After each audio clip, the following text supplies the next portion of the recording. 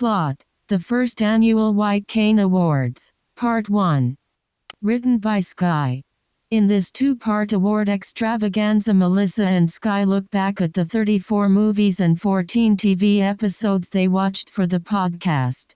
After the universally hated year of 2020, two blind podcasters will take 2020 vision and make it legally blind.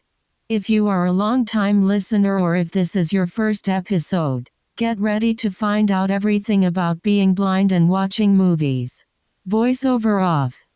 When you're blind and watching movies, what will you find? A blind superhero whose superpowers are acting like he's not blind. A sighted actor over-dramatically touching people's faces.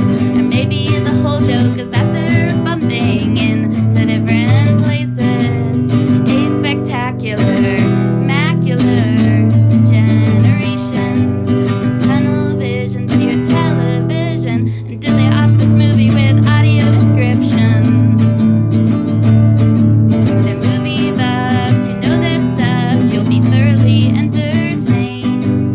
Join Sky and Melissa throughout film history and Citizen Viking. Hello. Hello. And welcome to the first annual White Cane Awards, the one and only podcast award show dedicated entirely to blind representation in film and television, both new and old. My name is Sky McLeod. I'm Melissa Bukta. And we are your hosts for this This evening of glitz and glamour and celebrity. red carpets, Yes, dresses. Oh, we're just dressed to the nines right now. Yes. We're definitely not in sweatshirts and sitting in the middle of the afternoon in a tiny room with the rain outside, just kind of Not at all. Not dim at all. lighting. Yeah. I arrived in my stretch limousine. Yes. About an hour ago. It's great. And I thought it was really funny because it's like you arrive so that someone can see that you're in a stretch limousine, and I was the only one there. Right, so I was right. Like, so I had to describe the whole thing. yeah, to so you're you. like, it's stretchy, I swear. Yeah, honestly. it's not a lift I called 20 minutes ago. Yeah. So that was you got a lift today.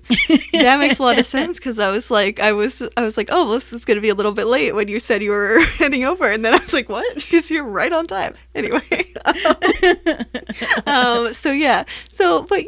this is still going to be very exciting because we are glamorous just in our voices, yes. and our spirit. I was so thrilled when you said yes to this episode because I've heard so many different podcasts do something like this, and I've always wanted to do something like this. And it's so much fun because we also don't have to do. It's not like our version of the Academy Awards where we actually have to watch all the movies that came out, which you are better at than I am. So I try. I did it one year. It's like the year of Les Mis. Oh wow! Yeah. Nice. And then I was just like, this is too much work, and also had to watch all of Les Mis. And I feel like at that point I was like, never doing this again. Oh my gosh! I think the most fun year. Well, I guess, and I can't say fun watching all the nominees for Best Picture because some of them they're definitely not all fun. But the year I had the most fun was the year Shape of Water won for Best Picture. Oh yeah, all the nominees were just what else so was that different. year? Oh my gosh! That was the year also with Call Me by Your Name, I believe. Don't quote me on that. Possibly. I feel like that was one of the ones where I was mad. Actually, come to think of it, I've literally never not been mad, except for maybe Moonlight. But then also I was mad that they got it. That La La Land won catastrophe. anything. Right. I was right. just mad that they won anything to begin with. Oh. Don't even get me started on La La Land. I still wear it like a badge of honor that I've actually never seen that movie. Have. Oh wow. Because I was got to see all the Academy Award nominees. Right. Yeah. So there's usually I try really hard to watch every single Best Picture, but there's usually one or two that I just miss because I miss them, and that year La La Land was one of them. Okay. Well, luckily for this award show, given the fact that we are the board that decides all the winners, yes, we have seen all the movies. Yes. And we've talked or we haven't seen all the movies, but we have at least heard them. We've experienced them, yes. And we've talked about all the movies, and we did research for half of the movies. So we're going to be giving our nominations, we have a good mix, I think, of, similar to some of, award ceremony, not to be named here, like awards, and then we have some fun ones we threw in as well. Gotta make it our own. Yeah, exactly. And we have a lot to get through. Yes, so we're just gonna go without further ado. Really, we shouldn't have a host. They should. Luckily, neither of us have scandals, so right, and neither of us have been canceled yet, so we're fine. So now you're forced to have two hosts. So sorry about that. But don't cancel us though. Yeah, please don't. So our let's just get right in, because first one's a technical award, even though it's technically the best technical award, which is best editing. Yes. My true love of the process of making movies. And we have some nominees that we're gonna do the Academy Awards. So so for not the Academy Awards, I didn't say that. The White Cane for Best Editing. Exactly, the White Cane for Best Editing. And the nominees are Butterflies Are Free, The Way He Looks, Wait Until Dark, Touch of the Light, At First Sight, Blind Sight, and Land of Silence and Darkness. And Sky's White Cane goes to Blind Sight. Good choice. Yeah, this is a documentary about a bunch of kids, basically teenagers, who are blind in a blind school in Tibet, because they're a mix of Chinese and Tibetan students, but they go and climb a peak close to Everest, though not Everest, and it's the story of these kids and their blind leaders going up, and I thought that it's just a very well paced movie. I think we even in the episode talked about it, how it was just the way that they were able to kind of keep both the interviews. We learned a lot about the kids, and we went through and we got to see both their backstory and the journey. And even though just going up a mountain to me sounds really boring, the narrative really flows, and I think documentaries are always a much harder thing to edit, and I imagine they probably, unlike one of the other nominees, got a lot of footage, and so making that something that's engaging and finding the key moments, you learn so much about these kids, and it feels like we just went through such a journey in that movie, but it's super tight, and so that is my winner. Melissa. My White Cane for Best Editing goes to Butterflies Are Free. Ooh. And it's interesting. I picked this because I think this might have been the movie that we've seen with the least cuts in it. Yeah. It's basically a play taken from stage and just made into a movie, and this was the practice when the first movies were being made. A lot of them were just filmed stage plays. Yeah. And I think it takes a really great editor to still keep that interesting. Yeah, that's true. Mm-hmm. It's all in one setting for the most part. Basically, yeah. So you have to choose where you want to make the cuts, and you don't want to make too many cuts, because then you're crazy and disoriented. But you don't want to just have, if that isn't the movie that you're filming, you don't want to just have one shot that stays basically steady. So right. Yeah, so I think the editing in Butterflies Are Free was a nice balance, and I was never bored. Yeah, it's true. It's kind of a movie where the editing really disappears in a lot of ways too, because of that. Yeah. Exactly. That's good. We've already shown how we have how our choices are on it's opposite ends in a very good way, not that they're at odds with each other, but we picked very good examples for very, very different reasons. That's cool. Then we're gonna keep on with our technical awards, because next we have Best Sound Mixing. Yes. And the nominees for the White Cane Award are City Lights, Onward, The Way He Looks, Wait Until Dark, At First Sight, The Man Who Laughs, and Blind Fury. And Melissa, what is our winner for your sound winner mixing? Yes, the White Cane for the best sound mix. My white cane goes to Wait Until Dark. Nice.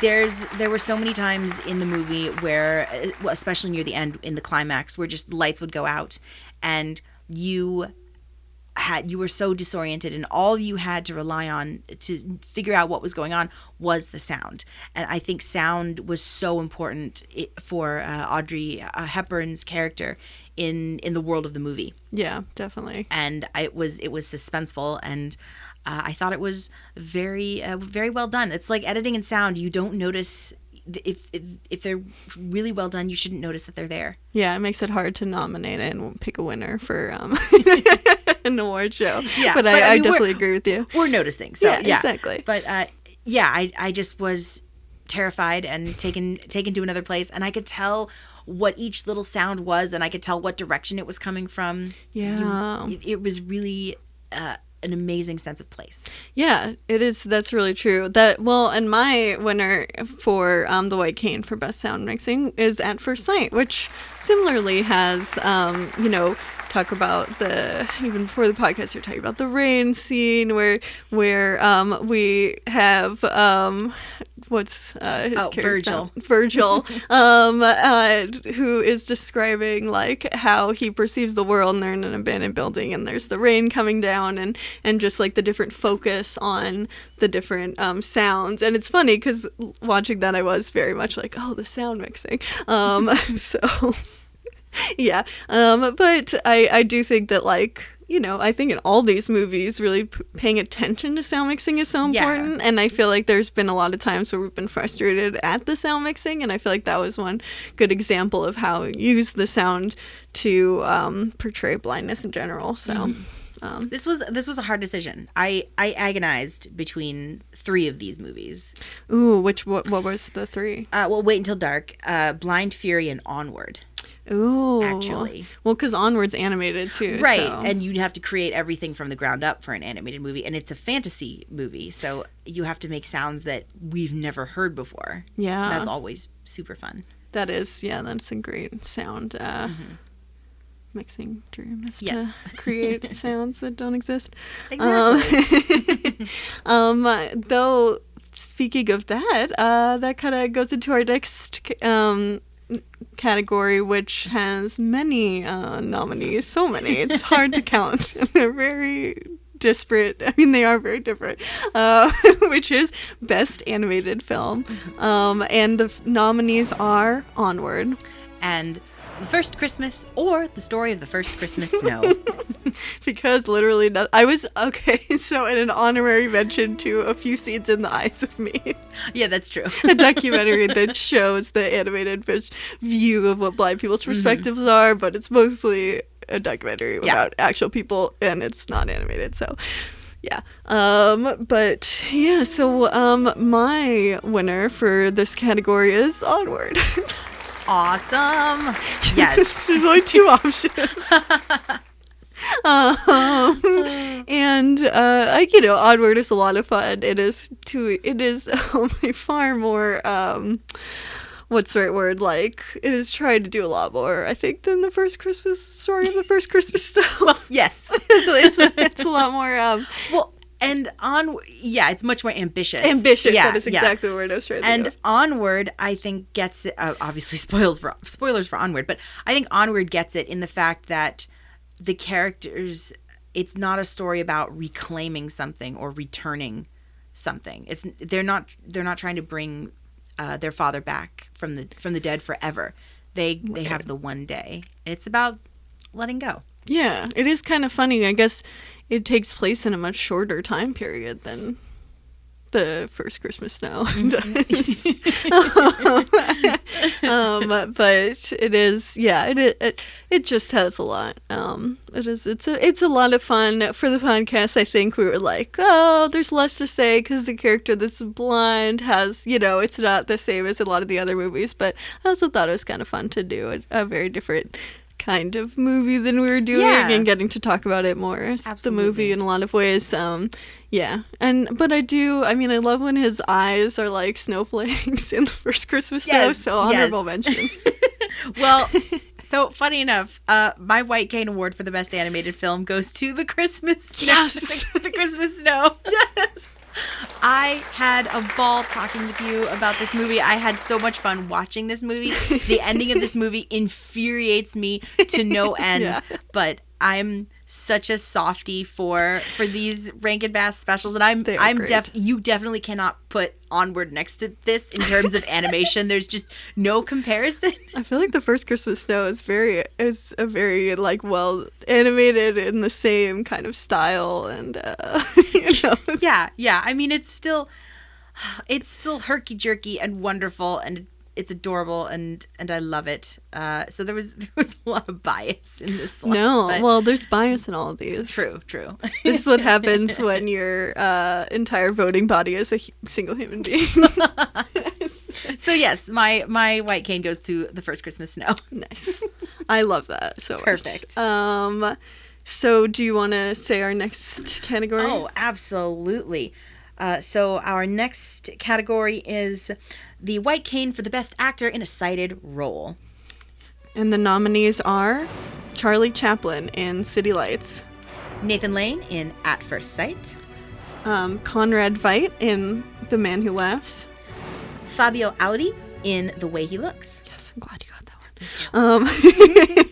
one. Robbie Benson in Ice Castles, Danny Glover in Places in the Heart, Tom Noonan in Late Phases, and Harry Earless in Freaks. and my White Cane Award goes to Conrad Veidt in The Man Who Laughs. Very cool. I really I just really liked his performance. I feel like it's such a hard thing to do. He is a very kind of sad, tragic character in a lot of ways, and he also has to have a smile plastered on his face for the entire movie.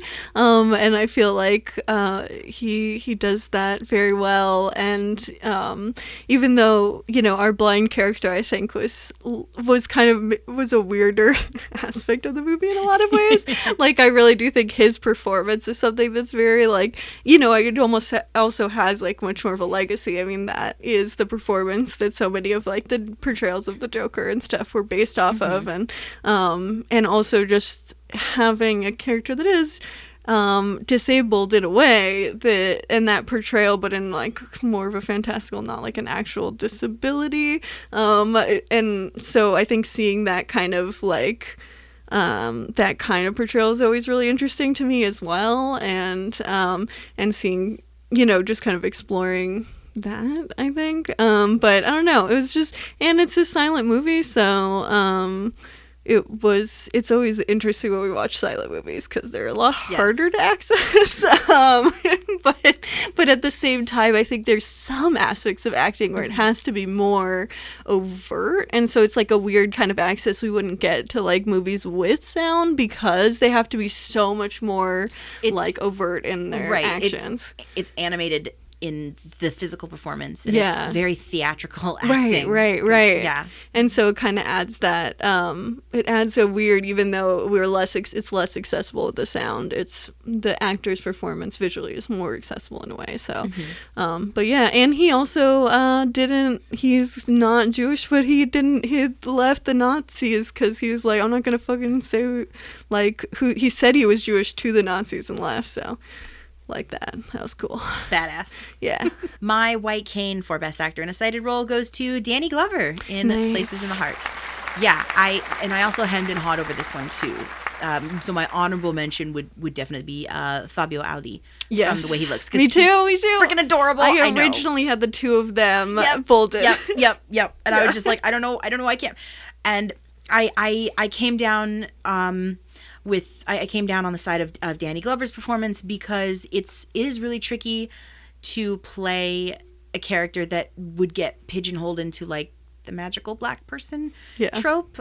But I don't know. I guess it's hard because the politics of the film are hard to talk about, and they're like problematic in this way. Yeah, it's very problematic, and his character could be seen as very problematic, but he acts the role in such a way that I don't see that. I see him.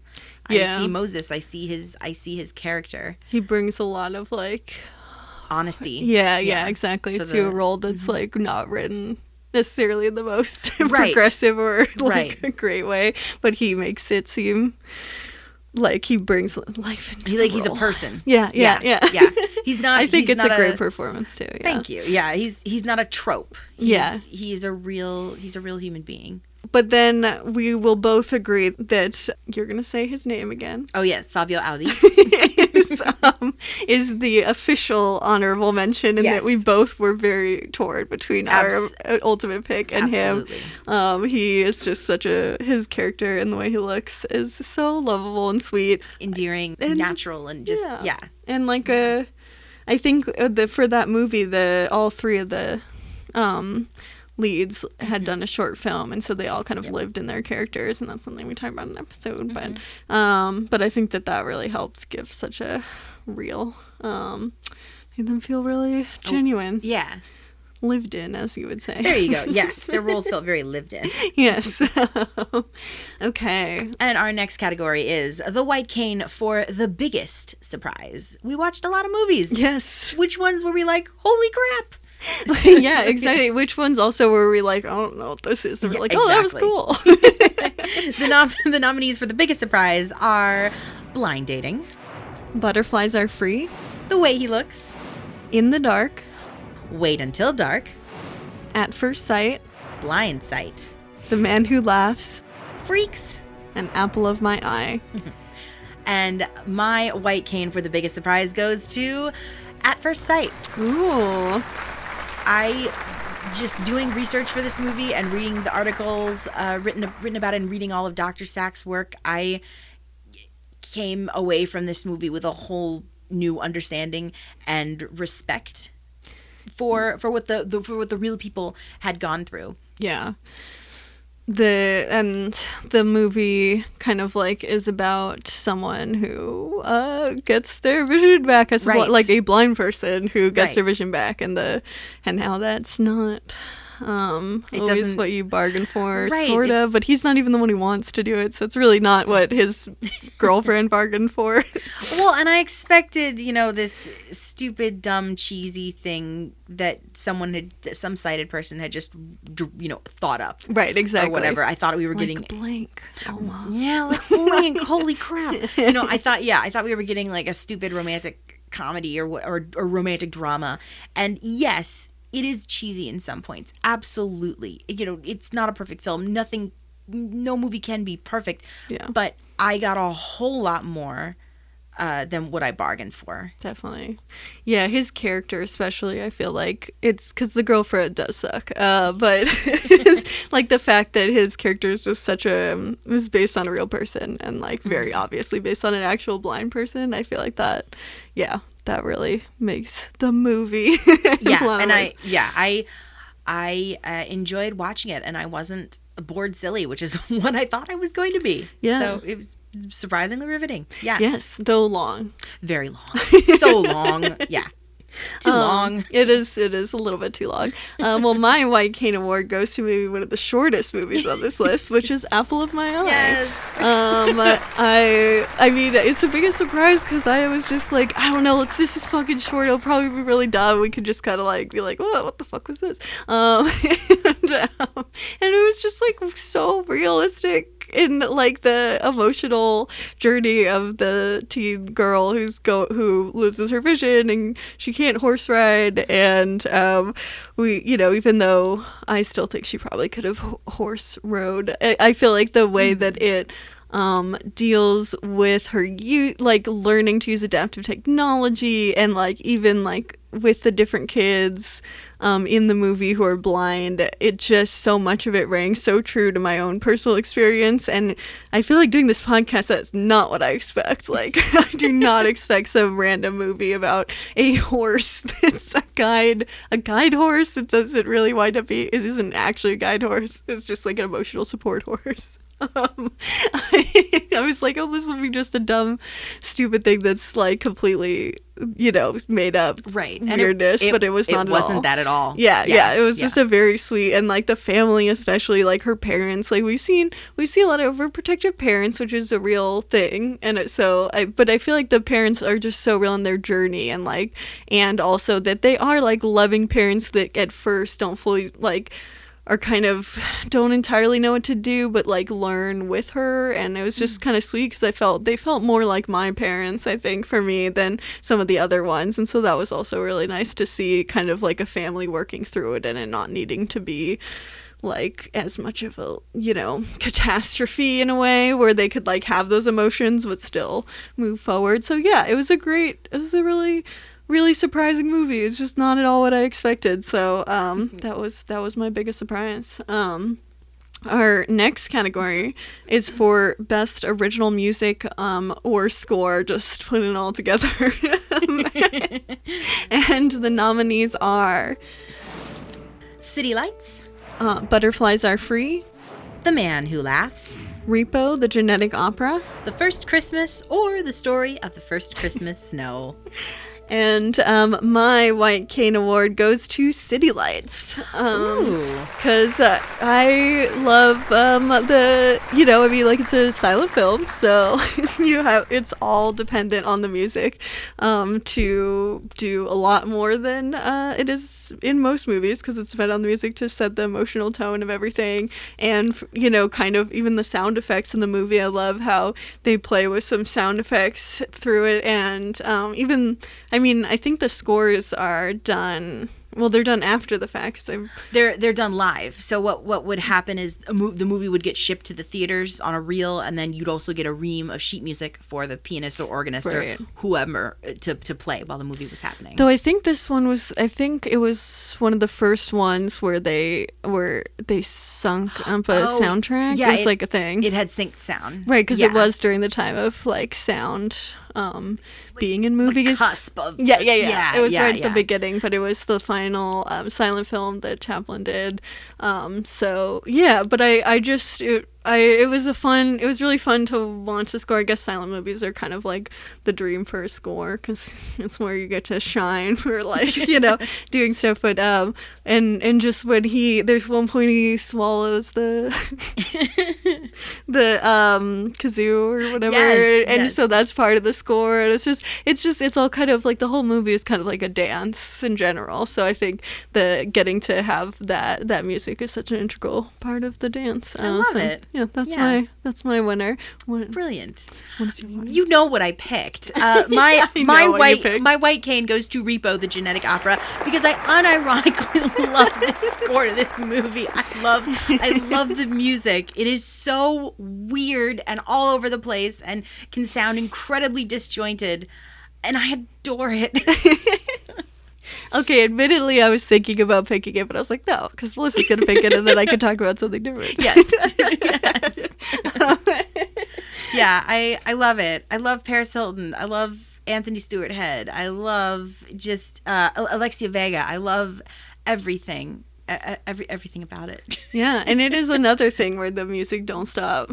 That is true. Yep. So it's everywhere. Yeah. Even though it's made and Sarah Brighton. How could I not mention Blind Meg? Yeah.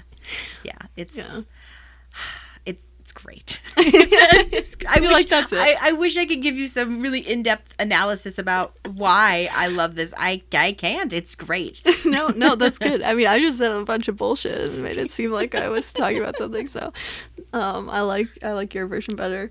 So the next award is for Best Documentary, and the nominees are Eyes of Me, Blind Sight, Land of Silence and Darkness. And my white cane for Best Documentary goes to Blind Sight. Nice. Yep. It was just, out of the three, it was the documentary that stuck with me the most. Yeah.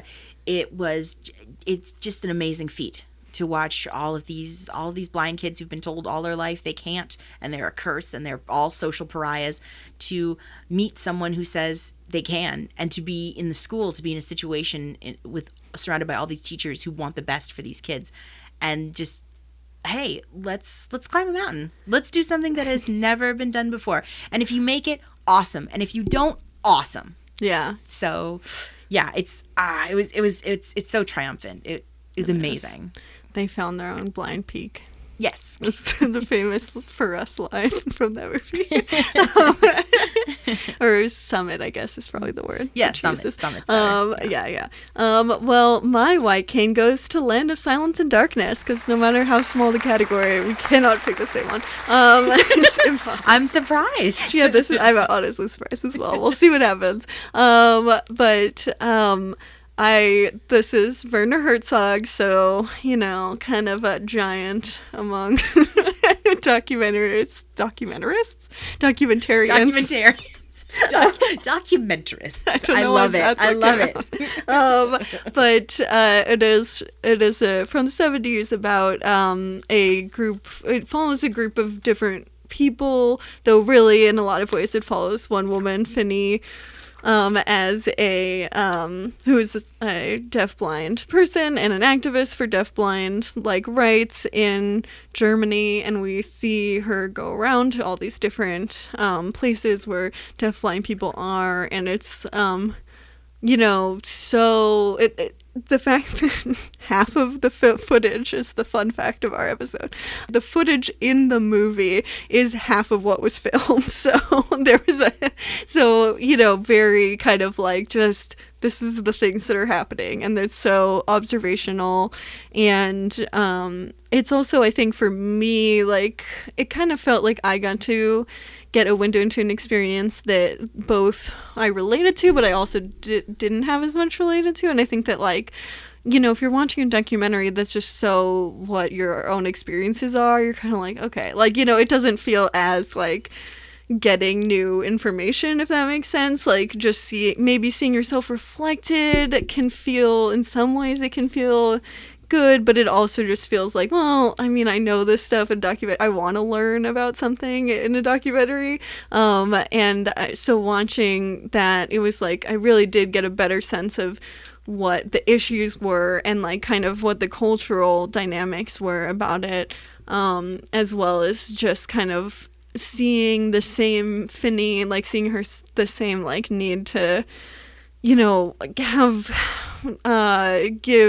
the disabled people the due and the kind of the support and respect that we deserve, and seeing that same I saw that drive in her, which was just always wonderful to see that, but then also getting to see this other world that I didn't have as much full-on experience with, and the different ways that they learned tactile sign. It was just actually did learn a lot as well, and it's just, it haunts me as well, because the way that people were neglected and stuff in that movie is really haunting. So I just, it was definitely it was a surprise, and the fact that it's in German, and even though I speak a little bit of German, not that well enough to understand it, but it's pretty slow, so I like that the subtitles are not that hard to read, so because everyone speaks pretty slowly. So that's my pick. This is very long-winded, sorry.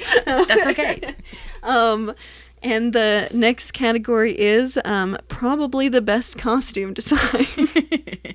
And our nominees are C. Butterflies Are Free. Ice Castles. Places in the Heart. The Man Who Laughs. Freaks. The Beyond. Repo, the genetic opera. And The Miracle Worker.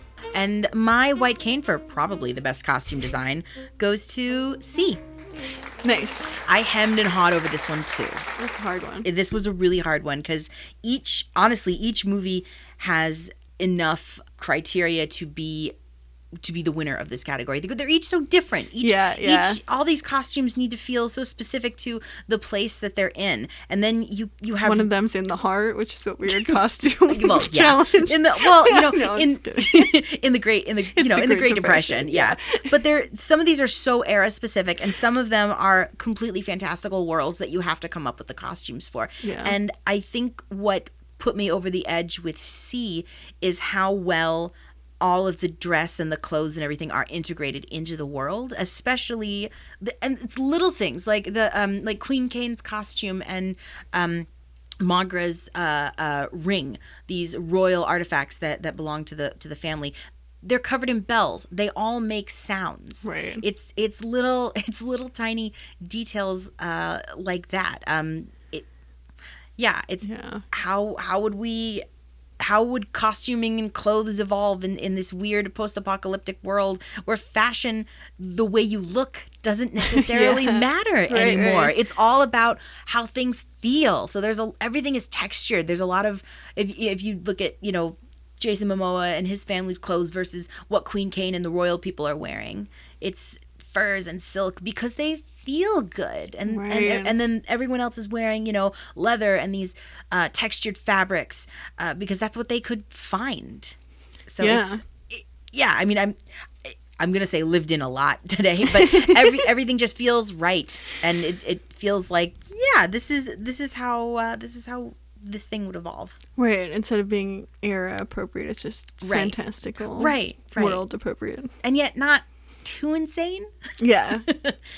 Right. Except for the shadows, which are definitely the coolest costume design. Yeah, the shadows of the coolest but also the least sensible one. Yes. They look so cool, and they seem like they just look cool. Yes. Though I guess it's paint, so... it's all body paint. Their designs are. I don't know if, They still look cool. Is that a costume? It's technically costuming. Because I think it is. They're using costume with makeup, but it's still... Someone had to come up with that idea. Oh yeah, we didn't do probably the best makeup because I don't know. I can't see. Yeah, exactly. we're gonna we could say probably for costume design, best makeup would be like truly like let's just pick a name out of a hat. Yep. Now we're not saying that makeup designers aren't talented because they absolutely we can't are. See their work. Right. I can't appreciate their art very well. Right. Yeah. Yeah. But so that's fair. My white cane goes to C. Nice. And my white cane goes to freaks, so only one word once are allowed. But mine is very different because it is made in the past and of the past, and it is it is also a community of disabled people though, so in that way it's similar. But part of it was just, I mean, honestly, I like getting to see their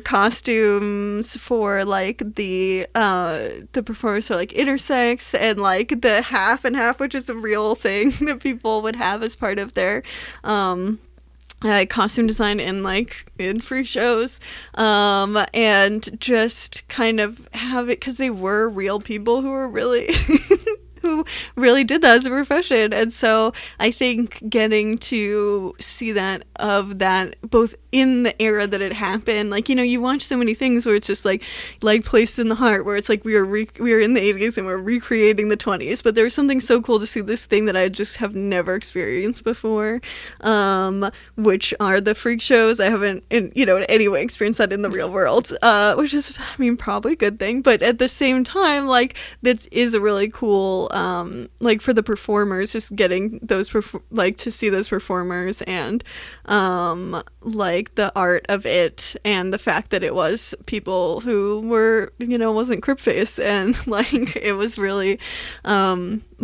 real people with their real costumes, and I don't know, it's just like a very cool experience, and I just really loved freaks, and that was the whole moral of the episode, is I thought it was super cool, and you thought it was exploitative, which are, I mean, a very good discussion to have. Yeah, I'm still very glad we watched it together. Yeah. Yes, but I definitely. think that's a really good choice. Yeah, it was cool, and just right now I have like this really cool pin that I got that has pronouns on it, which is not very blind accessible because they're kind of small. They're very close to my eyes, so they're accessible to me, but not other blind people. So blind people can call me any pronouns they want at any time, which honestly anyone can. But I've thought about the half man, half woman cosplay. Wouldn't it be kind of fun? Like, because I'm always like, when I dress in the morning, I'm like, I have to dress more femme or mask. I can mix a little bit, but sometimes you kind of just have to pick one or the other for a lot of outfits. And I'm like, I want a half and half costume. So I still think about that. Just right down the middle. Yeah, exactly. It's like, it's great. I love it. So I definitely am not the authority on this, but I could swear I've seen like YouTube videos of drag artists doing stuff like this. That would make sense. Well, because I feel like some of the freak show stuff is not that far from drag as well. Like sideshow type things. Yeah. Like, because, I mean, and this is coming from a place of saying It's cool, for the record. Yes, very cool. But yeah. Okay, well, that was good. I'm really fascinated at this. I feel like for the next category, though, there may just be a right answer. Maybe we'll find out. Do you want to introduce the category? Oh, yes. Okay. Our next category is the Best Guide Dog or the Good Boy Award. Yes, it is. I was going to call it the Samwise's Good Boy Award. Right. Because he is the silent third co-host that's hopefully generally silent. Sometimes if you ever hear some licking water in the background, that's him. But, Yes. And the nominees for the Good Boy Award are Pretzel from In the Dark, Quill from Quill, The Life of a Guide Dog. Homo in The Man Who Laughs, Ralph in Blink. Shadow in Late Phases, Apple. Okay, but Apple's technically a horse. In Apple of My Eye. and the dog that I don't remember the name of in The First Christmas, The Story of the First Christmas Snow. Do you remember the name of the dog? I want to say Rufus, but don't quote me on that. Okay, so that we are good. That I didn't remember either. I did try to Google it, for the record. I just didn't have the patience to go and watch the whole movie and wait for someone to say the name of the dog. But yeah, so those are the nominees. And I guess it's my turn. Yes. So my white cane goes to Quill from Quill, The Life of a Guide Dog. Can I just really quickly just check in? Is that also your answer? Yes, I also gave it to Quill. That's what I thought. I was like, okay, so then do you want to just, because there is this one extra is a correct answer. The correct answer for this one is Quill, from Quill, Life of a Guide Dog. Yeah. I mean, all of these guide dogs that we're looking at aren't actually guide dogs. You can't have an actual guide dog be an actor in a movie because it would completely break their brain. Yeah. But I really would. Yeah, but Quill, and this is probably because this movie was, Quill centric. It was his story. Right, so, right. Quill you might think, oh, Quill is the easy answer, but I mean, even if the dog was an actor, I couldn't tell. Yeah. Quill behaves exactly like you'd think a guide dog would, and we've now having watched a couple, some guide dog documentaries and getting to see how these dogs act in the world. I think Quill is best boy. Quill is good boy. He's a good boy. That's so it's so funny because my thought was like the way the script is written, Quill is just the most perfect guide dog that there ever was.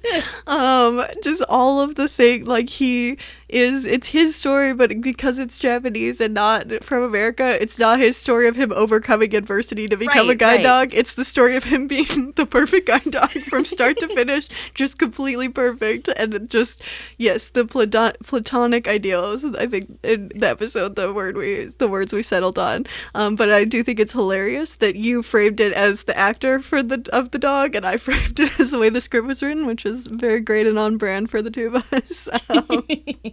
But yeah, so this one was the one where we had to have the same answer because there's just a correct answer. Right. I love all of those other good boys, and I think they're all very good. They're all very good boys, but Apple is a little bit all over the place. a little all over. Yes, but charming, super duper charming.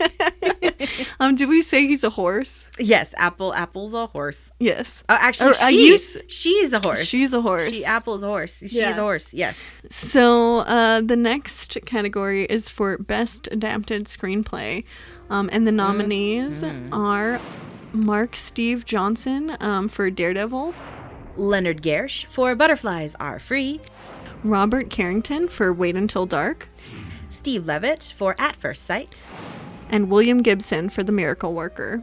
And my white cane goes to Steve Levitt for At First Sight, because I think it takes a lot of hard work to take New Yorker articles and research material and Oliver Sacks's writing, as amazing as it is and as interesting as it is, and turn it into a really good movie. And good in quotation marks, but turn it into a movie that doesn't seem like there's too many leaps of logic. Yeah. especially for something that's so fantastical from a blind person's perspective in a way of like Right. regaining sight. Right. And I mean, and yes, it's dramatized for Hollywood because it must be dramatized. But as melodramatic as it is, I still really enjoyed myself. And I think that's a pretty cool achievement. Yeah, it's a feat for sure. Just like gaining your vision back and then learning how to see again is a feat. Right. Well, this was also an interesting choice because I mean, 2 of these are plays. Yeah. So I'm always wondering, how much of 3 and The Miracle Workers, which is also a play. I'm always wondering how much of it is actually just copy paste from the play into the screenplay. And I'm not saying that's not easy because it isn't, and it's hard to because you're adapting. Because on the Windows it's like it's not Command C, it's some other Exactly. fun. It's really hard to Yes. depending on the operating system. Yeah, but you're taking something that was meant for the stage and now you're putting it on film. Yeah, which is always hard. Yeah. Yeah. But for this one, I went with At First Sight. Nice. Yeah, I tried to get, I just picked out some of the things that were adapted screenplays, but got a comic book, 3 plays, and then 1 New Yorker article. So Yes. I don't know. Yeah. It's good enough. Yeah. And my white cane goes to Leonard Gersh for Butterflies Are Free.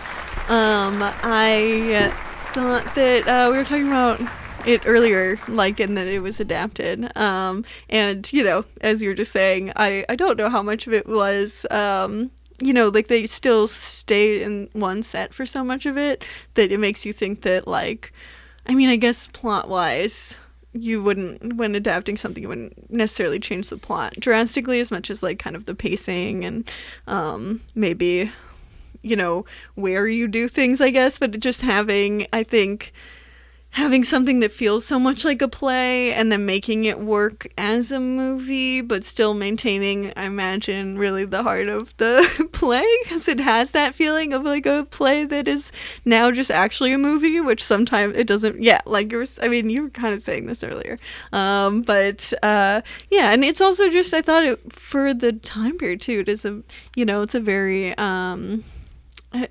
well, not even just for the time period, but I feel like portrayal of blindness that felt a lot more grounded than many of the things we watch, and having that as a play from a while ago. It was kind of cool to see a more realistic portrayal and something that I could even relate to in a lot of ways. His character, I think up until that point, that was one of the most realistic portrayals we've seen. Yeah, I think so. So I think it was I think we did a good job with that screenplay. Our next white cane, the category is Best Original Screenplay. And the nominees are Kazuo Ishiguro for The White Countess, Robert Benton for Places in the Heart, Daniel Ribeiro for The Way He Looks, Eric Stoltz for Late Phases, and Yorgos Lanthimos for The Lobster. And my white cane goes to Daniel Ribeiro. Apologize for being American, for The Way He Looks. So many hard R's Nicely done. I had to do. Okay. It's where I'm from. But yeah, The Way He Looks, the best movie. I'm not going to say it's the best picture or anything, because that's not this week. But The Way He Looks is just the sweetest movie definitely we've watched. It also feels the most,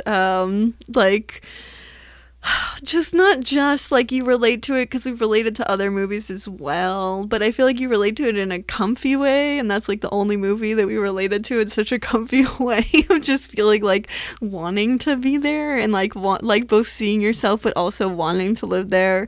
And I think that is something that I, as time goes on, want more and more of. I experience ableism in my life, and so there is something nice about just having something that doesn't ignore ableism but also just shows it's just a bromance, and it feels like it it is just kind of a romantic comedy, but in a way that isn't problematic, and is just and it's also a coming of age story, but like it is just the sweetest movie, and I even showed it to my partner for Valentine's Day. We watched it, so yay! it is just like it is just such love that movie. It's like, I think if anything we have gained media wise from the podcast, it's so far it is that movie. Did Conrad like it? Yeah.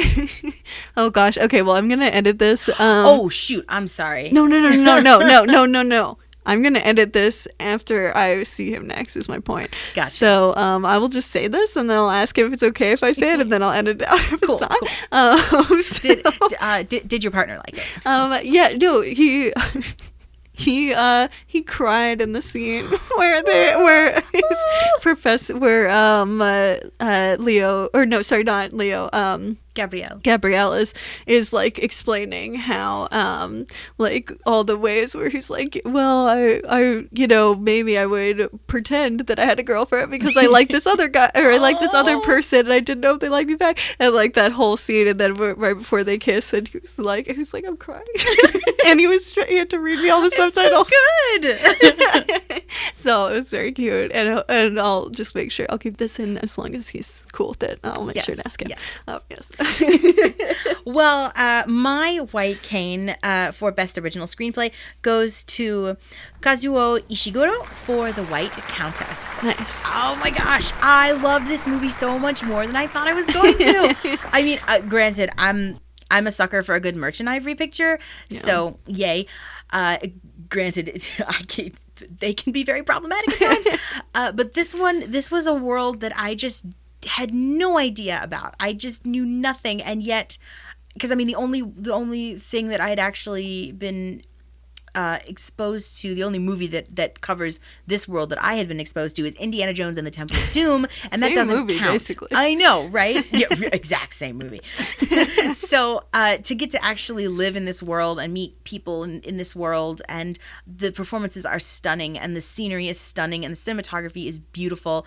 And oh my gosh, it was so good. Yeah, it's all in Shanghai, and they filmed everything in Shanghai, but still it looks like it's like the teens or 20s? The 1920s, yeah, or that era. Yeah. Just and I mean, obviously the screenplay is amazing. Because that's why I chose it. Yeah. So yeah, it was just really, really great, really wonderful, and I enjoyed it. Awesome. So those are our screenplays. It's really one of the most important parts of the movie. Mm-hmm. The next category is Best Foreign Film. Yeah. And the nominees are The Way He Looks, Touch of the Light, Quill, The Life of a Guide Dog, The Lobster, Late Phases, aka Wolf. Night of the Lone Wolf. Night of the Lone Wolf. The Beyond, Always, Land of Silence and Darkness. And my white cane for the best foreign film goes to, obviously, The Way He Looks. Of course it goes to The Way He Looks. Okay, so this is the second time. This is the second time we agree. One. Yeah. And I'm not saying all of these films were bad. They weren't all good. But I guess I chose this. We're looking at you all. We're looking at you all. Oh, I'm looking at more than just always, let me tell you. But I looked at these. I looked at the nominees, and I'm thinking about the movies that I would. The Beyond as well. Sorry. Oh yeah. Yes, absolutely. The movie that I would want to come back to the most. Yeah. The movie that I felt in my heart, and it's The Way He Looks. And you talked about it a few minutes ago, and it's all the same reasons. It is self-care. It is comfy. It is a beautiful love story. It is beautifully acted. And it's just, I just want to hug it. It's a film that will give you a hug. Yes. It is also officially the only movie that we watched for the podcast, and then I chose to watch again. Nice. See, that's awesome. So that actually should have been an award if you have one of those. Well, yeah, I mean, I just literally said how much I love the way he looks. So, so yes, that is our unequivocal winner for best foreign film. Yeah, we cannot sing its praises enough. Yes, Honestly. The moral of our podcast in 2020 was just Go freaking watch it. Go watch the movie. Watch the way he watch looks. The way he looks. Yeah. Yes. Our next category is the White Cane for probably the best cinematography. I mean, are we the absolute authority on this? Maybe not. But we're trying. Yeah, exactly. The nominees are The White Countess, C, Onward, Book of Eli, The Way He Looks, The Lobster. and The Beyond. Lots of those in this category. So many though. And my white cane goes to The Lobster. Oh my God! This is another one where we agree. Weird. Yes. Now I was like, now this it's is happening. a weird. Now I feel like, yeah, we broke some sort of seal, I guess, of us being different. Yeah, I mean, I guess just because it's funny because The Lobster, I had a lot of problems with. Oh yes, in a lot of different ways. Absolutely.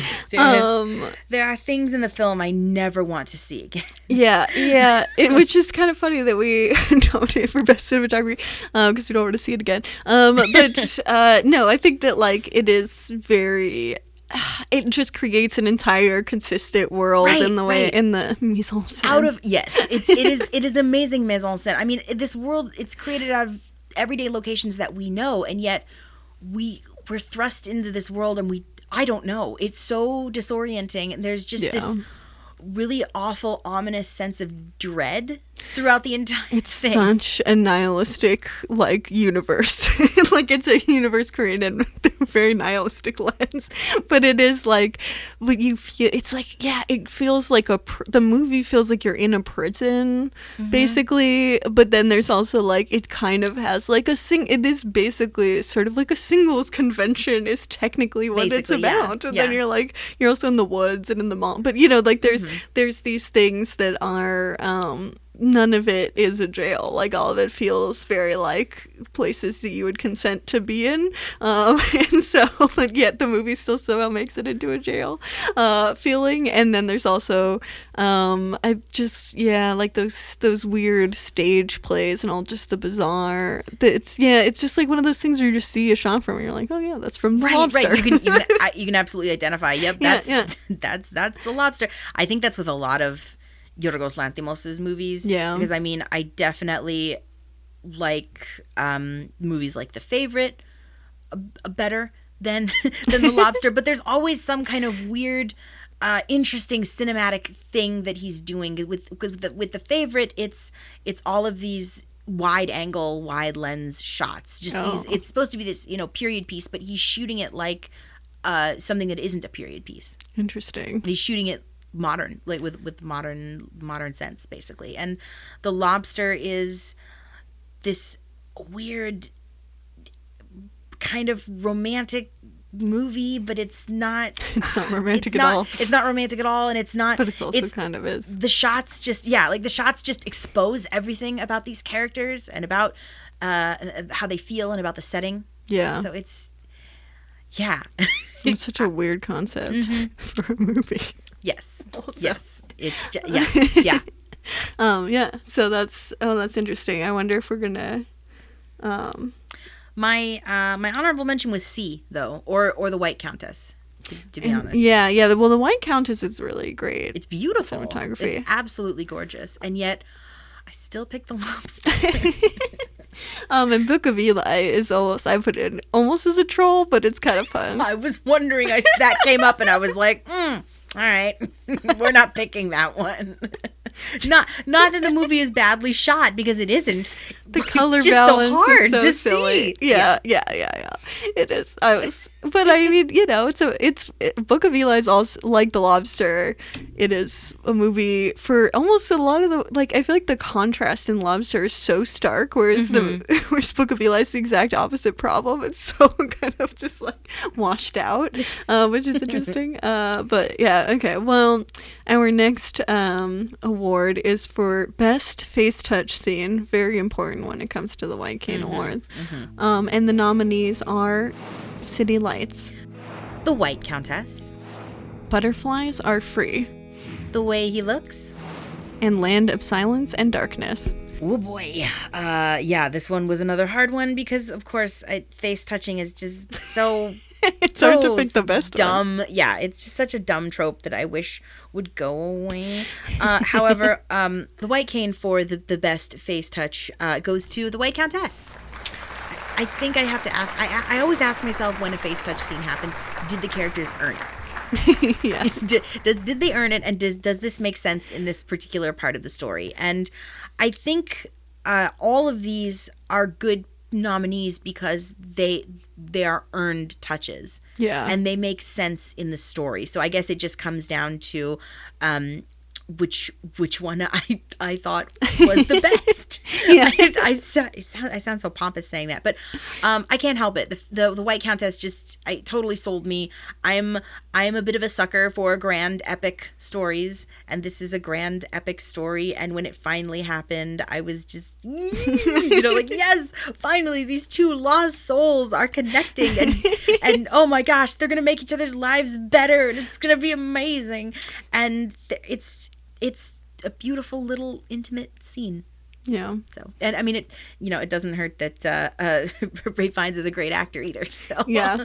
Yeah. My White Cane goes to The Way He Looks. Because I know I stole it. I just realized I could have picked Land of Silence and Darkness. No, it's totally okay. So that would be funny as well. But the way he looks, obviously, it is one of the only official Sky approved face touch scenes to date. Just because it is in that scene that Conrad cried during. So, it makes my boyfriend cry, I guess. So that's, but it is during like a very emotional scene where they're first finding out that they like each other, and then it is literally the face touch moment is just to find where his lips are, so that Leo can find where Gabrielle's lips are. So that's approved by me because it's just really functional. My honorable mention would be The Land of Silence and Darkness. Yes. Because it is also an approved face touching for me because it is literally they're not characters, it's a documentary, but it is literally when people are touching faces in that movie, it's just so they can understand each other, so that is also very approved. I like my face touch to be extremely practical. Anything that's not practical, I'm like, boo. So that is the best face touch scene, and then we have a different category for the next one. Of course, impractical face touching leads us into the next category, which is the worst face touching scene. The White Cane for the worst face touching scene, and the nominees are City Lights, Daredevil, Blind, The Man Who Laughs, and Going to the Mat. And my White Cane for the worst face touch scene goes to Blind. Nice. Yep. I know, and Do you want to describe the blind one? Oh gosh. Do I remember every? I'm trying to think if I remember every single beat. Yeah, I know. It is kind of like I remember being bad, and then but she is like wearing. Doesn't she put on like his scarf so that she can see his face, or she can't because Alec Baldwin's the blind person. Yes. Okay. Thank you so much. You just remembered how bad it was, but not the exact thing. Yep. Yes. Yep. No, I remember that I didn't like it. And yeah, there's just nothing inherently what they're trying to go for is this weird romantic thriller. I think there's supposed to be like this like sexy element to it, and there's just nothing sexy about it. And maybe that's because I'm bringing all of my feelings that I have toward Alec Baldwin into the scene. So sure, but the blindfolding her and then touching, I just don't. Please, can we just leave this trope alone? It's stupid. But she's the one who did it this time, but she's the sided one. That's true. No. It's still dumb. It's still dumb, and I hate it. And it's not sexy, and it's just cringe-inducing. And I picked Blind. Another thing that I have to just check if Conrad wants me to keep this episode is he keeps joking about like what just not that he's actually suggesting this, but he's like, yeah, is that what's sexy you talked about in that episode of Blind? And we laugh about it. Oh my god. So let's put on blindfolds and touch each other's faces. That's hot. Yeah, that's very sexy. It's weird. Did another movie do that? It almost feels like was it just we thought in Blind, like, wow, we haven't done this before. There's the scene in Blind Dating. That's the one that I always remember, with the woman who blindfolds her face and is like, I want to see what you see. I want to experience what you feel. That is the other. No, so funny. if you wanna see what a blind person sees and you want to experience what they feel, maybe try talking to the blind person. Yeah, which Blind Dating, that's the point they're making. In Blind, it's not so clear exactly what the point they're making is. It just feels really smarmy, and I didn't enjoy it. It's so funny. Well, my white cane goes to Going to the Mat. This is. I'm glad these are the two we picked because I think these are both important to address. Which is in Going to the Mat, we have Jace, our protagonist, who's like a kid. It's a Disney original movie. He's a kid in high school who's like moved to a new town, and then this is his Disney star love interest who's like the epitome of a Disney star, blonde Disney star person. He's like, he feels her face, and then she says it before he feels her face, but she says something about how she's like a troll and like the most generically attractive Disney star. She tells him like, oh, I'm a troll. I'm gross. And I think she's being sarcastic. Well, I think she's being genuine, even though she is like the most generic, but also like considered attractive, like Disney star blonde girl. So it comes down to it's a cliche. Well, it's a cliche on top of the fact that the whole thing is it's even worse because he feels her face. And he's like, oh no, but you're beautiful, and it's like. So the point is that like because he now is a tactile version of visually seeing her face, he can now objectify her and say that she's like, instead of being like, you're a really decent person and who gives a fuck what you look like, which is like also a cliche and not very good, but like better than him needing to feel her face, which is, it's just so many layers of bad. And this movie is aimed at kids. I know. So now all these kids are gonna be like, oh, they're gonna walk up to a blind person. Hi, it's nice to meet you. Do you want to feel my face? No. Be like, but I'm a troll. Don't you want to tell me how beautiful I am? Hi, I'm a blind person telling you now that when I don't want to touch your face. I'm sorry. I'm not sorry. Good examples. Also, just to illuminate that I put city lights on both of these lists. Because it is one of the most famous scenes in cinema, but also still problematic to be such scene. Also, just another honorable mention for The Man Who Laughs, because that continuity bothered me so much. If she kisses him all the time, she knows that his face is a perpetual smile. Right. She does not need to touch it to know that. Nope. So that's just all she needs to do is hear his voice, or just feel, or just kiss. They kiss. Right. She can tell. She would know. Yeah. Maybe he's the only person she's ever kissed, and so she just doesn't. She's like, that's what kissing still doesn't make sense.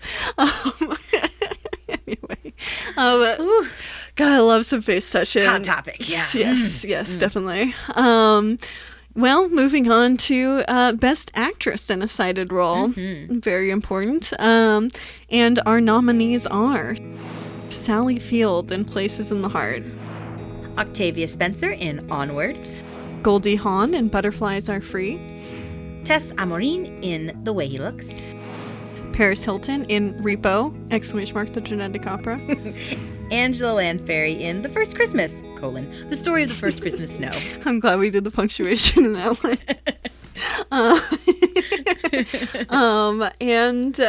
My white cane goes to Paris Hilton in Repo! The Genetic Opera. Just because Paris Hilton's wonderful. I love her so much. She's so great and she's so fun in that movie.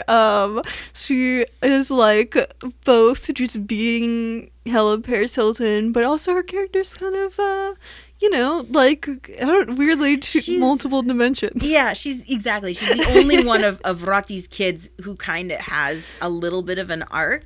And granted, they're all defined by like literally every character is defined by one sentence of dialogue in the movie. It's an opera, but exactly. So it is, I think, and she just is so, she is just great. I love her so much, but also she's just a lot of fun in this movie, and she should do more. I've heard it every now and again. It comes around the pipe that they're gonna make another Repo or something, and Paris is always, "Yep, I'm gonna do it." She's so game. I love her so much. Yeah. So support Paris Hilton. She's wonderful, and vote for her for president. Yes, I'm gonna vote for her in the primaries against Biden. Absolutely. And my white cane for Best Actress goes to Sally Field in Places in the Heart. Nice. I adored her in this movie. You like her. You really like her. I really like her. I mean, she has to carry the entire film, basically. Yeah. I mean, yes, she is the main character, but it was so amazing to watch her learn and grow and just be this strong, badass lady in the Great Depression, and she's gonna make it. She's gonna make it her own way or bust, and ain't no one gonna tell her any different. Yeah. This is actually also the first White Cane Award that is the same as the Academy Award. Oh yeah. Oh, you're right. Yeah, because she did. Well, you know what? And it's well deserved. She won an Academy Award for this role. Though she did not win under the guise of Best Actress in a Decided Role. No, that's true. So that way we're different. Yes. Also, Paris Hilton, of course, won yes. the Oscar for her Best Actress in a Decided Role as well. Absolutely. But yeah, I mean, what can I say about Sally Field that hasn't already been said? She's great. Yeah. She's amazing. She's definitely one of the main reasons to check out Places in the Heart. Yeah. Our next category is the White Cane for the most super crip.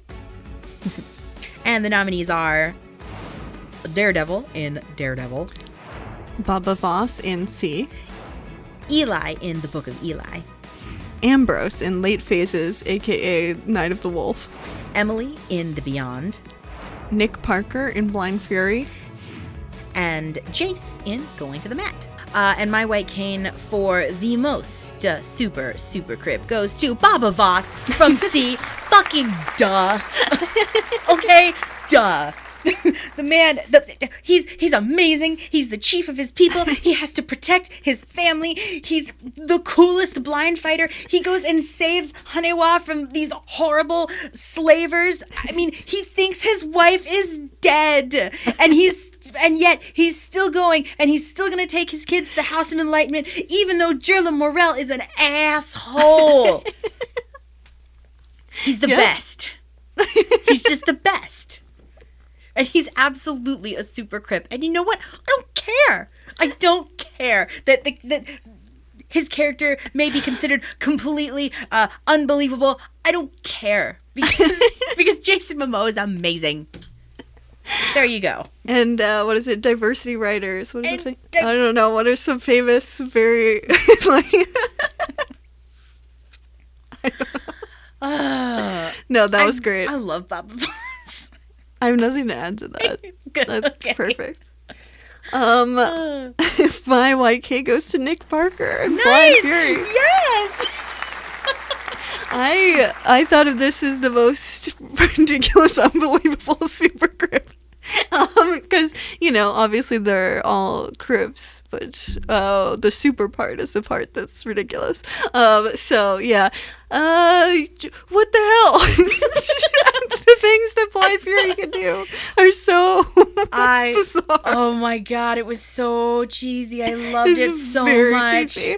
And just so so unbelievable, and like one of those movies. I think of all these, there's just not a second where I was like, oh, he could get hurt. You know? Oh, I know, right? He's just literally can do anything. And like there is, I think like that is a thing that Hollywood has in a way kind of like stopped doing as we go more towards realism. Like there's more about like making it seem like there are actual stakes, and like that you're actually like if you're doing violence, make people feel like it's actually violence.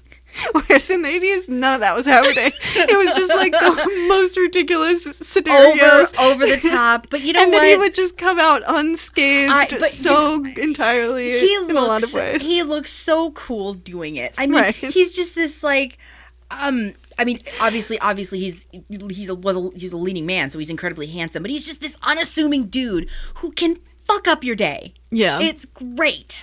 It is. It's pretty funny. I mean, of this category, looking at all these nominees, we have, Daredevil even, friggin' Daredevil. The kind of, the thesis of our podcast is him as the super crip.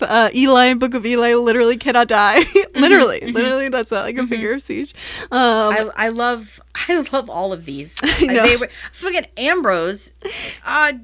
So good. Yeah, he's like he is just the most precise veteran. The best marksman ever, and completely blind. We have Emily in the Beyond, which like what the fuck is her character? She's dead. Honestly, I could take it or leave it, but you know. And somehow she's the only woman in here, which I mean, honestly, given what we've seen, not surprising. But then we have Jason going to the mat, which I had to put him in because he's a kid, he's a teenager, and he's really good at basketball. He's super good at basketball. He's super good at I think maybe another sport, plays drums, like baseball. Mm-hmm. He's he's a really great drummer musician, and then he just becomes a really great wrestler. And then 2 months that he learns how to do it against this fucking kid. It's just so ridiculous. It's wild. So the super crip, it's a thing, you guys. And then we have, of course, with all the super crips, we have to have the other award that goes hand in hand with this, which is the most gaslit blind woman. Which is so sad that we have to have this award for the women. And it's so sad how much longer this list is also. Oh, I know. It's not great. I think so far the longest list. Mm-hmm. Oh, gosh. Okay, well, the nominees for the most gaslit blind woman are a blind girl in City Lights. Claudia in Book of Eli. Alexis in Ice Castles. Murphy in the Dark. Susie in Wait Until Dark. Short-sighted woman in The Lobster.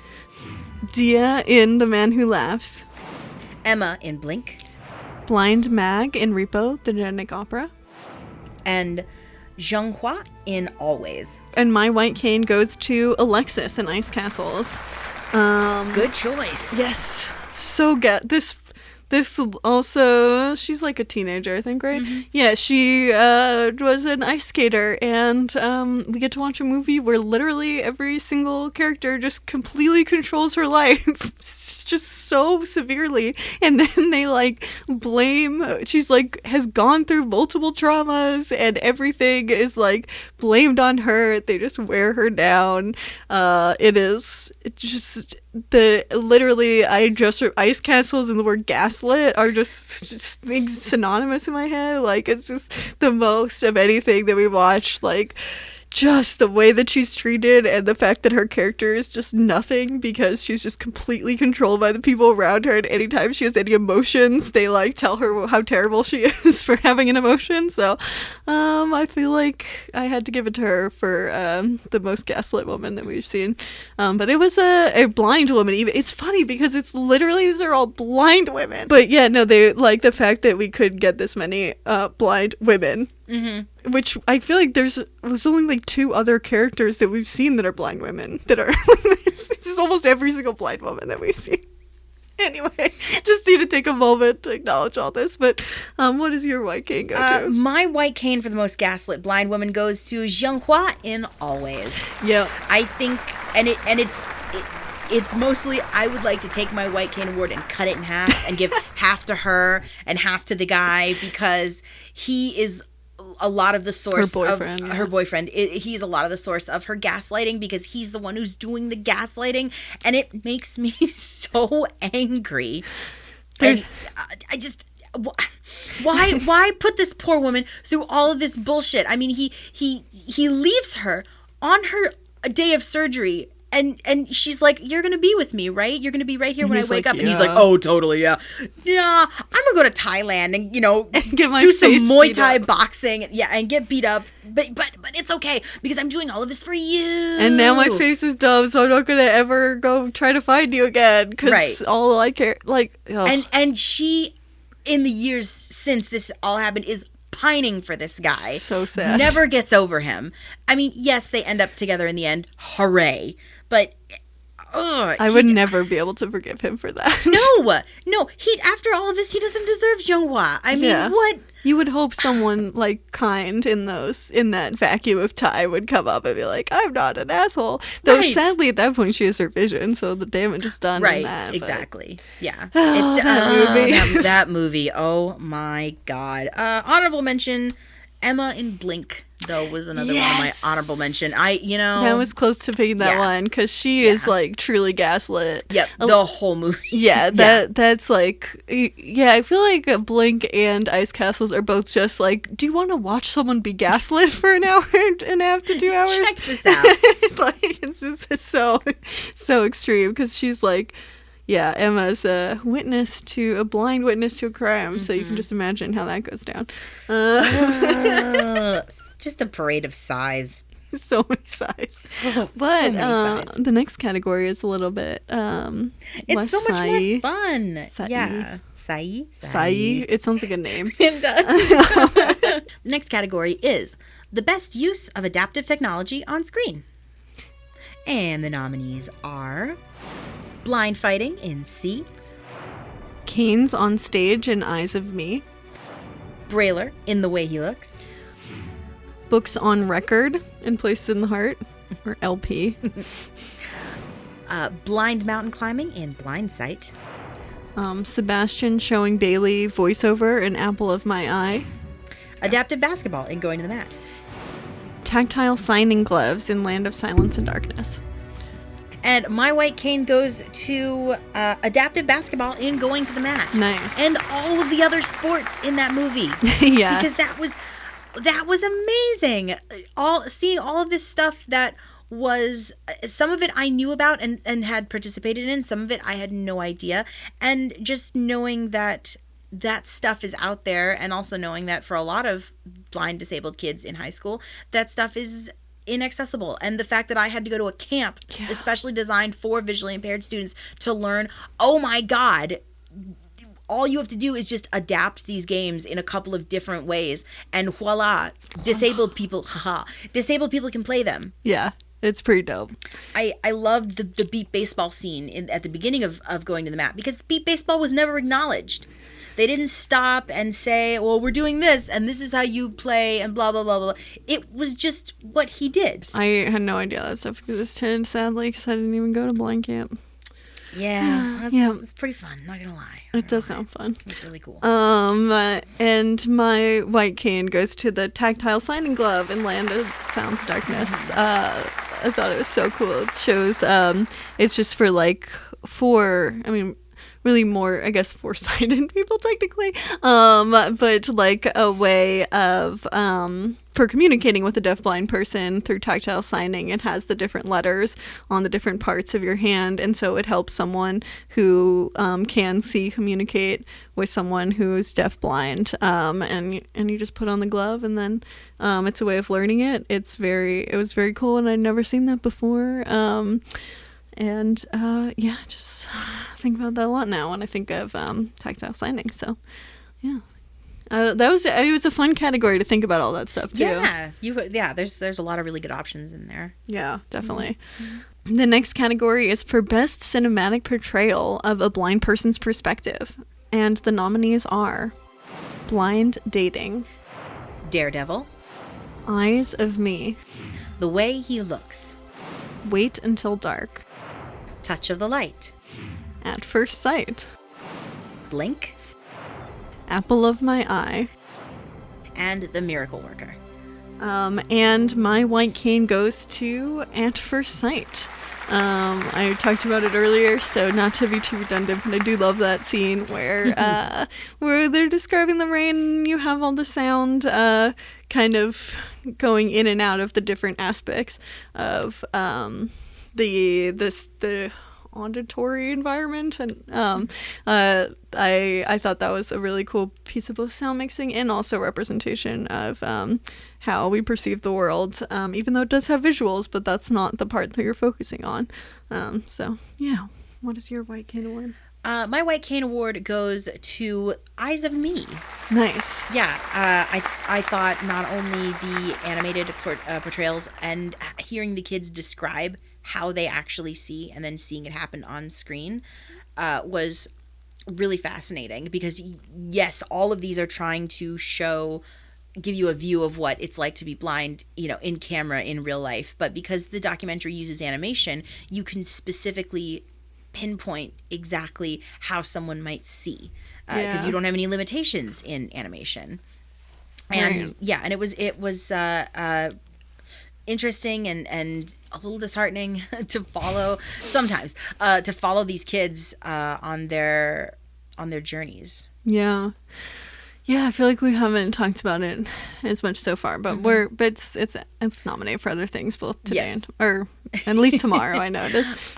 Honorable mention though, and I know it's not on the list, but Blind. I know it's only one shot in the entire film, but that is as close as I've ever seen someone getting to my vision, like what I actually see. I forgot about that. Yeah, it's kind of forgettable because it is one shot. It's just the one shot. Yeah. Yeah. Yeah. And our next category is joining the Super Crip. We have to we have to have the most ass kicking blind person. And the nominees are Daredevil, Baba Voss in C, Dawn in Butterflies Are Free, Murphy in the Dark, Susie in Wait Until Dark, Sabria in Blind Sight, Emma in Blink, Blind Fury in Blind Fury, Jace in Going to the Mat. and Finis in Land of Silence and Darkness. My White Cane Award for the most ass-kicking blind person goes to Susie in Wait Until Dark. Makes sense. Oh yeah, and you know what? This was also a hard choice because it's so easy to give it to Daredevil or Baba Voss or any of these characters, but Susie, not only does she kick ass, she kicks ass not because she can beat people to a pulp. Yeah. Like that, I mean, okay, cool. But she kicks ass because she's resourceful as hell. Yeah. She got out of a truly harrowing situation by doing everything that she had to do. And she figured out, what was going on. She came up with a code between her and the little girl that lives upstairs. I mean, she kicks ass. Yeah, she does. She survives. Yeah, definitely. That's a very good pick. My white cane goes to Finis in Land of Silence and Darkness. And I do want to appreciate that we both picked women on the list. Because they were better for the most part on that list. But but Finis is the, kind of the person that we're following the most in Land of Silence and Darkness. And is, as I said earlier, going around and to blind deaf people all over Germany to kind of give them support and give them back, try to give them back a life that kind of was taken from them by society in a lot of different ways. And she just is so aspirational and cool. It was, and there is something about the documentaries where it's a little bit even more exciting. They feel more ass kicking because they're actual people, so they feel a little bit more aspirational because of that. I think that's what I like about our choices is we picked the ones that we could actually see ourselves being. Exactly. And also honorable mention to Sabria and Blindside. Yes, She's absolutely. so cool. Like it was a yes. toss-up between those two. I love both of them. Yeah, she is a total badass. And both of them have like, they lead with empathy, but like a very like in a very like kind of grounded, and like there's also, they're both empathetic, but also just pushing things farther than that's not the right way of framing it, I guess, but like they are not letting it be like, okay, well, disability is going to be limiting in certain ways. Like I feel like they both are willing to push back on like ableism in so many different ways, but at the same time do it with such a empathy, and also like meeting people where they're at and understanding that the difference in like how so many people are going to come into different places. So yeah, and I definitely, they're both very aspirational for me. So absolutely, yes, I think that I these are good choices. Love it. Fuck, like Daredevil.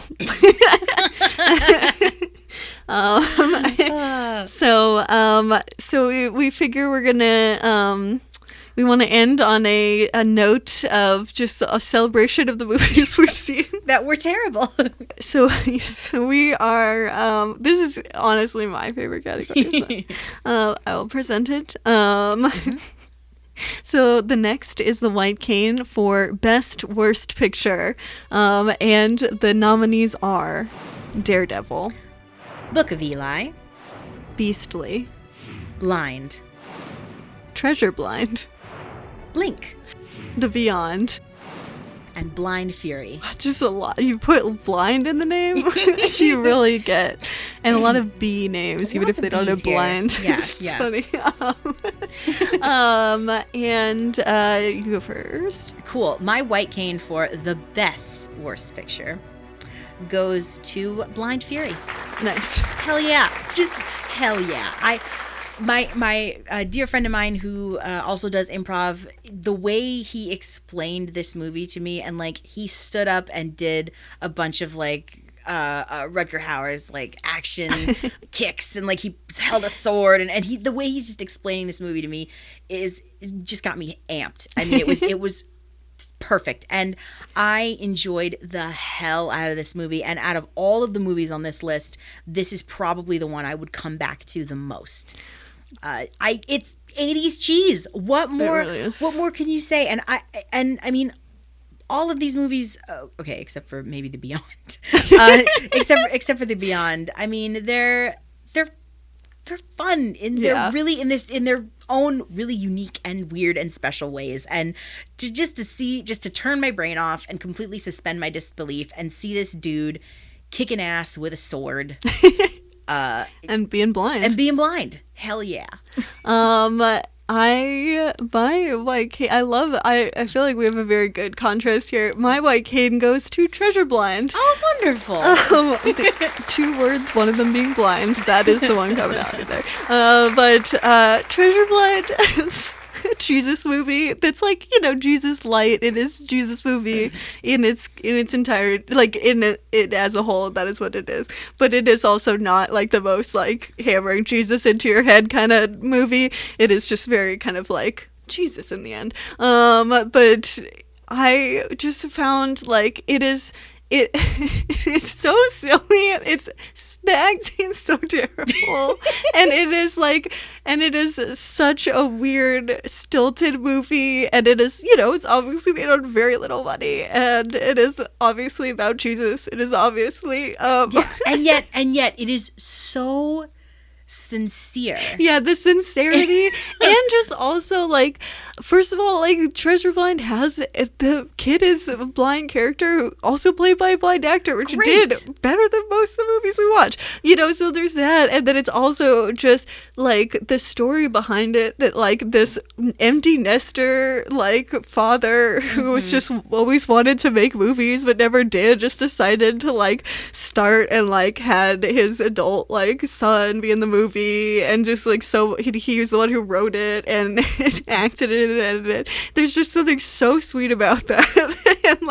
and it is like, I mean, I guess it's technically wholesome in every sense of the word, and then also some of the weird stuff in it is just so bizarre, like the fact that there's also a lot of so apolitical Civil War things in the movie. It's just such a bizarre combination of things, but I think it hit the centers of like, this is bad, but at the same time, like, I found it really endearing as well. Like, there was a lot of really fun things that was like, what's going on? But then at the same time, it was just a very sweet story, and it makes me feel better about movies in general, because in a weird way, better about humanity. Yeah, too. yeah, it's almost like it did exactly what a Jesus movie's supposed to do. And I don't even think they really mentioned his name. They just kind of find God. There's a couple scenes in church, and then there is the dramatic, like, I'm gonna pray to God scene, Yeah. you know, but it could be so much more problematic. It could be so much worse, and it's not. Yeah, it's so sweet. So yeah, that is this one's a hard one. These are, I mean, I could say a bunch about every single one of these being the best worst picture. This is definitely my favorite category. But do you want to present our Yes, our almost penultimate one? We're just gonna end on a blind aside category. Yep. So the second to last category for today is the blind white cane for legitimately the worst picture, the absolute worst thing that we willingly put ourselves through last year. Yes. And the nominees are Robin Hood, Men in Tights, Beastly, Ice Castles, The Beyond. and Always. My white cane goes to Always. Okay. I'm so mad about that movie. I think if you listen to the podcast, it's just me being really mad for an hour and a half. I think that's the most angry you have It been. is. Because I was expecting something a little better. It started out the first couple scenes okay, and then you just watched, like, just... First, yeah, like you were saying before, this poor woman being gaslit so much, and then she fucking gains her sight back, and then just the amount of mind games that her fucking boyfriend puts her through, and then there's like randomly like scenes about rape, and then it's just like, you're like, what? Oh, what is happening? It's just so frustrating. It's too much. It's too much, and it's pick a lane. Yeah, and like everything is like also triggering and upsetting, and it's not like, you know, because like Treasure Blind is so fun, and like, you know, and in the ways that it's bad is so fun, and like actually a lot of the ones for the last category are fun in the ways that they're bad, but it's just like, it was just so infuriating. It wasn't that it was badly made, it was just that every plot point was infuriating and felt like it came from a perspective that was so like diametrically opposed to the things that I hold value to, and I think part of it was I just wasn't expecting that. I was just like, I wasn't expecting it to be good, but I wasn't expecting it to just like feel like it was like pushing my buttons in the way that it did. So yes, that's where we're ending. I hope you find a way to make the legitimately worst picture a little bit more fun than my explanation. I think I might have Okay, something. good.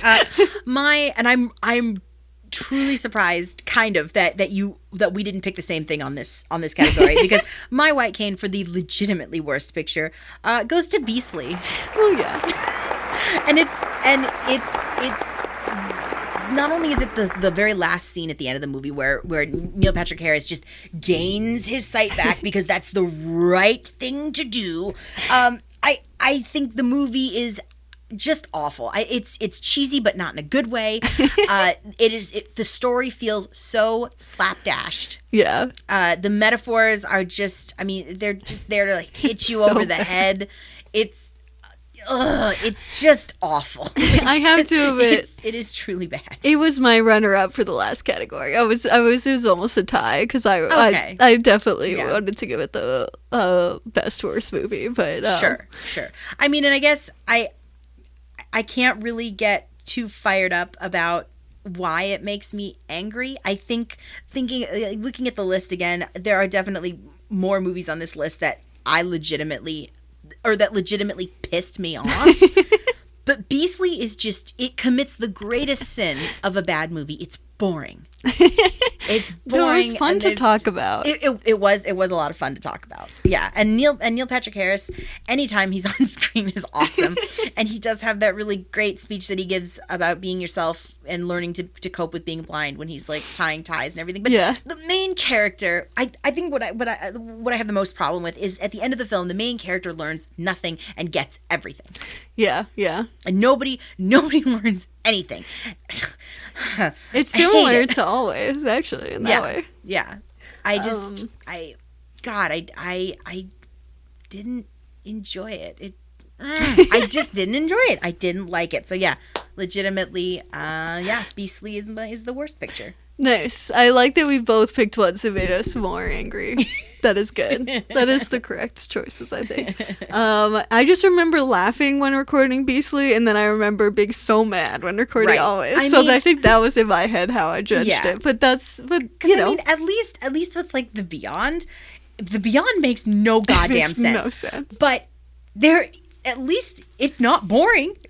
You're looking. It's short, too. It's very short. But like you are seeing shit in that movie that you've never seen before. it's true. Yeah, that's So, true. yeah. it's- And Always is also the longest one, so it's It is another. so long. That's another take oh against my it. God. Yeah. Yeah. And I have a really interesting relationship with Robin Hood Men in Tights that we don't have time to talk about here. Yeah, no, So, yeah. Well, maybe we'll get to it next week. Yeah. Because this is only the first of two parts. Since it's only the first of two parts, usually we end with our blind aside or what we're blindsided by. So because of that, I figure why don't we just look back on the ones we thought of in 2020? Yay! And today we're doing my ones, and we'll do Melissa's next week for Yes. part 2. But so for our final award, we have Sky's Best Blind Asides of 2020. And the nominees are How to Be Anti-Racist by Ibram X. Kendi from the Blind episode. Getting Gender X on My ID from the Blind Side episode. Teenage Bounty Hunters from the Lobster episode. Neil Ciceriga's song Tiger from the Always episode. And then playing Outbursts with My Family from the Man Who Laughs episode. And do you want which one did you like the most? Sure. Oh man, I mean they're all great, obviously, but my white cane goes to playing Outburst with Your Family from the Man Who Laughs episode. I mean none of it got recorded, but that's okay. It was just such a treat and an incredible surprise, and Christmas 2020 just it felt like half a holiday. Because all of this we stuff, should say after that episode aired, you got to be part of it, Right. on a bonus episode that does not exist because it was Yes. not recorded. Yes. Yeah. So getting to hang out with your amazing family and playing a game I had never ever played before in my life for the first time was super duper fun, and it was just a wonderful fun night. You get to report on my family from the outside. There you go. Yeah. They're weirdos. They're wonderful. I love them when they listen to the podcast, and I love them even if they don't listen to the podcast. But just for the record, because they will be listening to this podcast. My white cane goes to Getting Gender X on My Yeah. D from the Blind Side episode. Gonna pick that because I'm excited to be officially genderqueer on this podcast, and I'm happy it got to happen during the podcast that I got to become officially genderqueer, and I hope other people who are genderqueer know about and or get known about that they can get it on their ID, because that's something that is so cool. So that was our first part of the first annual 2020 White Cane Citizen White Cane Awards. presents White Cane Awards. Yes. The official name, as I've decided currently right now. Our theme song is by Lucia Fasano, and our YouTube is Citizen White Cane Podcast. Our Twitter is White Cane Pod. Our Instagram and our Facebook are both Citizen White Cane. Our email is citizenwhitecanepod@gmail.com.